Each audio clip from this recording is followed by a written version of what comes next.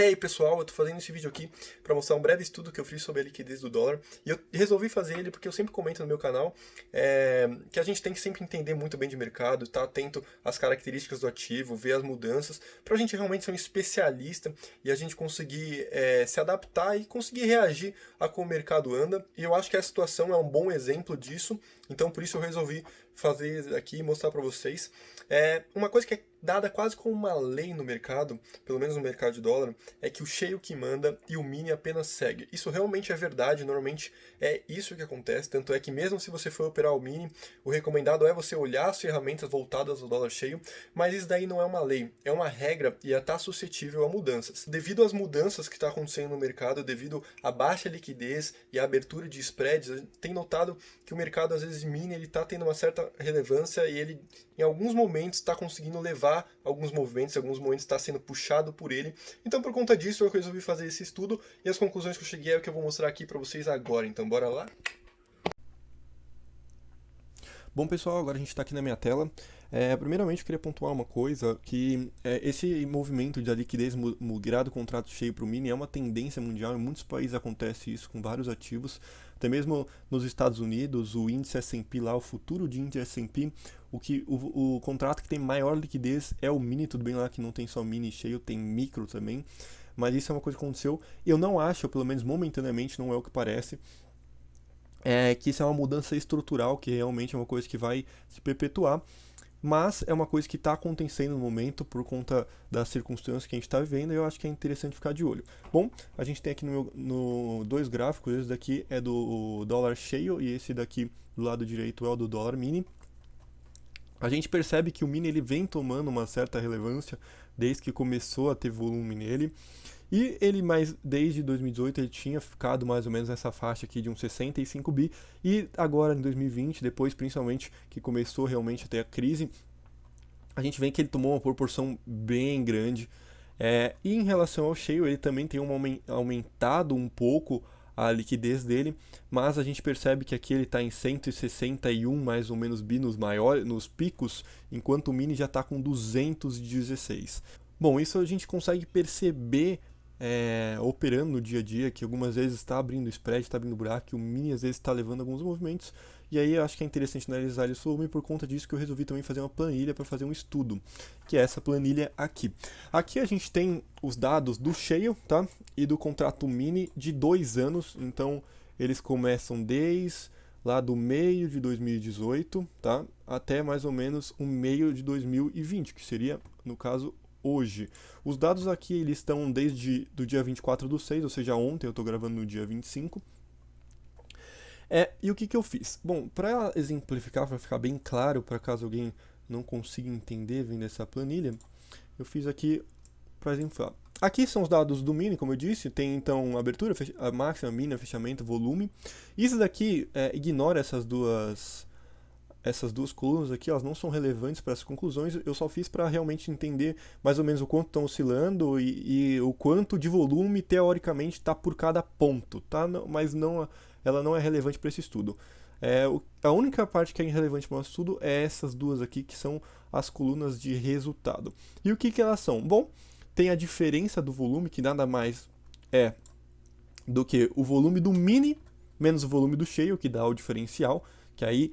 Ou seja, eu fiz o volume de um menos o volume do outro. Se o mini tiver maior volume, ele fica positivo, tá certo? Se o cheio tiver maior volume, ele fica negativo, como está aqui, certo? Então antes a gente vê que o cheio tinha maior volume e agora o mini está tendo maior volume.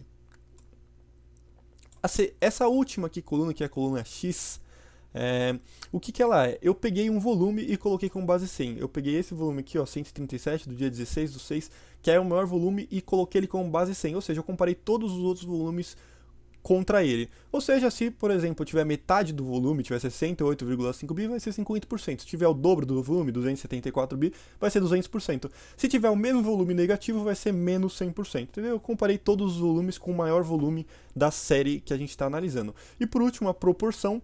A proporção é o mini dividido por cheio. Ou seja, quando o valor ser igual a 1, quer dizer que o valor do mini, ou seja, o valor gasto no mini é o mesmo valor que foi gasto no cheio durante o dia, tá? Os dados aqui é por dia. Se for maior que 1, o mini tem mais volume que o cheio, se for menor que 1, o cheio tem maior volume do que o mini. Então, por exemplo, assim, aqui que a gente está vendo 2.61, 2.40, o que isso quer dizer? Que o mini está tendo 2 vezes 61 mais volume do que o cheio, certo? É bom, era isso aqui que era só para exemplificar. E o que a gente vê então aqui analisando os dados? A gente vê que o normal, o comum antes, era o cheio ele ter mais volume do que o mini. Por isso que o cheio ele mandava, por isso que o mini ele apenas seguia. E a gente vê que aqui é uma média mais ou menos 0,5, 0,60. Ou seja, o cheio ele tinha o dobro, ou pelo menos 1/3 a mais de volume do que é negociado no mini. E a gente vê que isso era o normal, todos os dias eram assim. Se a gente vê aqui, ó, a média de 2018 tá 0,73, e aqui tem as médias dos meses, ó, 0,80, 0,70, 0,60. O normal era isso, o volume negociado. Tanto é que, ó, tudo 0,70, a gente vai ver que 2019 é 0,74, ou seja, quase a mesma média de 2018. Não fugia muito disso. E a gente vê que a partir de 2020, aqui principalmente depois aqui no mês 3, no final do mês 3, que é justamente, se a gente voltar aqui pro gráfico, é justamente, ó, aqui mês 4, final do mês 3, é aqui, ó. É justamente aqui quando o mini começa a tomar maior relevância, e aí aqui, principalmente, no final do mês 4, vamos voltar lá para a planilha.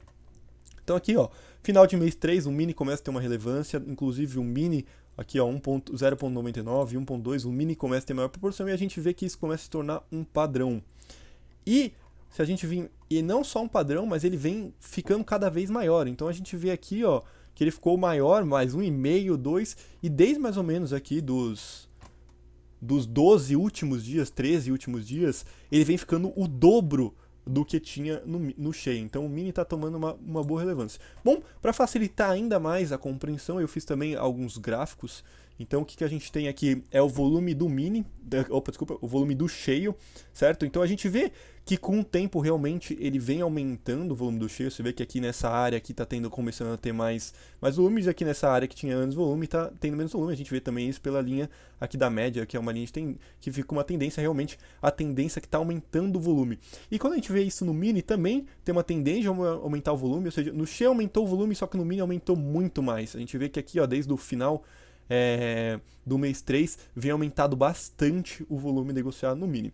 Aqui é um gráfico do diferencial, ou seja, a gente vê justamente essa questão aqui de quando ele está mudando, ou seja, ele vinha com o cheio, ele negociando aproximadamente menos 50 bilhões, ou seja, o cheio negociando 50 bilhões a mais do que no mini, e a gente vê aqui que tem uma mudança brusca, que chega a 100, 150 bilhões a mais no mini do que no cheio. Então você vê que não apenas inverteu essa proporção, mas a proporção negociada no mini está sendo muito maior do que antes era negociado no diferencial do cheio. E por último, aqui é o gráfico que é justamente a mudança, ou seja, que tem a base 1, que, ou seja, abaixo dessa linha aqui o cheio tem uma maior proporção, por isso que está até laranja aqui da mesma forma que aqui, e acima aqui ela está ficando roxa porque o mini está tomando maior relevância. Bom, eu acho que é interessante avaliar esses dados para ir justamente vendo essa mudança que está acontecendo. É importante ir acompanhando isso para a gente saber. Por exemplo, desde a última semana eu comecei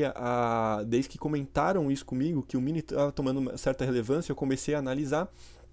Isso faz umas 2, 3 semanas, era por aqui.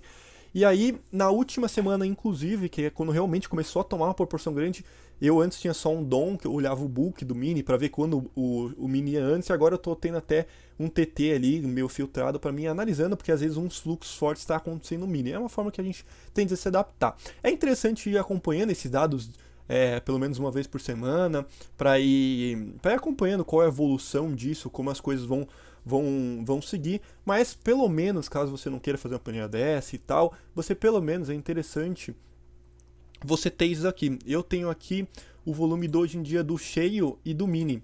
Então a gente vê que hoje o mini negociou 137 bi, enquanto o cheio negociou 56 bi. É interessante pelo menos você ter esses dois para você entendendo como as coisas estão indo, se o mini ainda continua tendo maior relevância ou não, e quando as coisas vão normalizar, ou caso se acontecer de alguma forma de não normalizar. Bom, era esses dados que eu queria passar aqui para vocês. Eu acho que é bem interessante eles e vale a pena levar em conta.